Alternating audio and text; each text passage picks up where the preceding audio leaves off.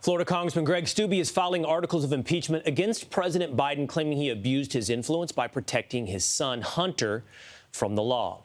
He says the president has undermined the integrity of his office, brought disrepute on the presidency, betrayed his trust as president, and acted in a manner subversive of the rule of law and justice at the expense of America's citizens. Florida Congressman Corey Mills serves on the House Foreign Affairs Subcommittee on Oversight and Accountability, and he joins us now. Congressman, it's great to see you this morning. What do you think of this filing of the articles of impeachment? What do you think can be accomplished by filing for impeachment?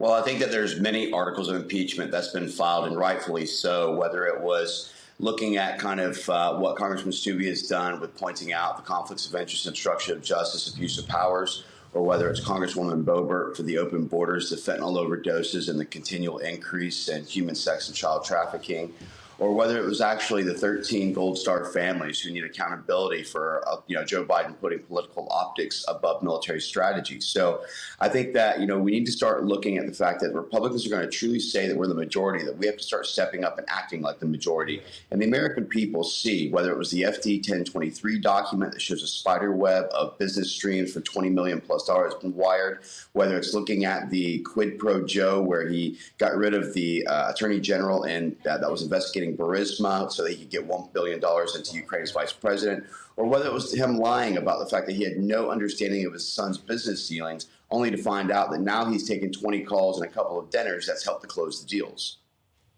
Yeah, as we just discussed a little bit earlier in the show, Congressman, the smoke is right there. The circumstantial evidence is all around. And in your estimation, while the Senate is still controlled by the Democrats, do these articles of impeachment, as you said, there's many, do they help in the House Oversight Committee or in the process of revealing the truth? Well, I think that it helps to not only reveal the truth, but as we learned from Devin Archer's testimony, it also is contrary to what Joe Biden tried to tell the American people. He tried to point the finger at President Donald J. Trump that his family was the one taking money from China, when in fact, he and his family, whether it was Hunter Biden, Jim, Haley, you name the Biden crime family, they were actually the ones responsible for taking the funding from China, from Russia, from Kazakhstan, from the mayor of Moscow's wife, $3.5 million, or from China itself. And so I think that it helps to get transparency. And again, the American people want three things when it comes to elected officials, and that's transparency, accountability, and accessibility. And these are all the things that they should have when you have representation in D.C. Well, Congressman, I believe you've been in Iowa. You might still be in Iowa right now at the State Fair this entire weekend, campaigning with former President Trump.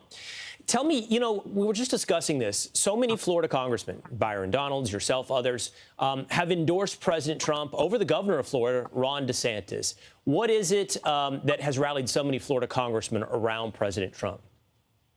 Well, for many of us, we believe in his America First agenda. He's one of the only candidates right now who's actually put forth a true agenda and what he would do in the Agenda 47 plan.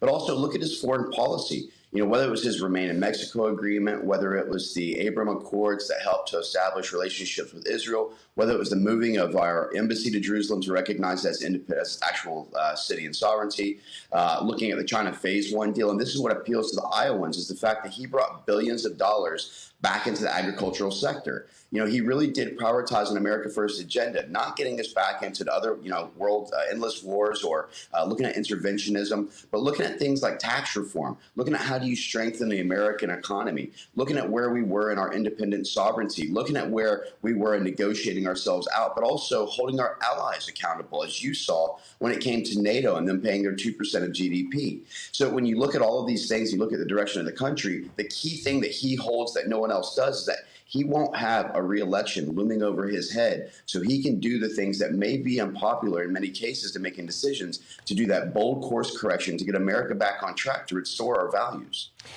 Well, Congressman, I don't know if it was the last time we spoke, but I'll always have it burned in my memory that when we spoke from your undisclosed location somewhere close to Afghanistan, as you participated in Pineapple Express and other efforts to get people out after we so hurriedly and chaotically left Afghanistan. You served as an inspiration. And as I think a lot in the last couple of days about how we can help people, half a world away on the island in America of Maui, I just want you to know that guys like you that rally around and that cause in the immediate moment with logistics are an inspiration. You, Scott Mann, others, you're a true inspiration. Thank you so much, Congressman.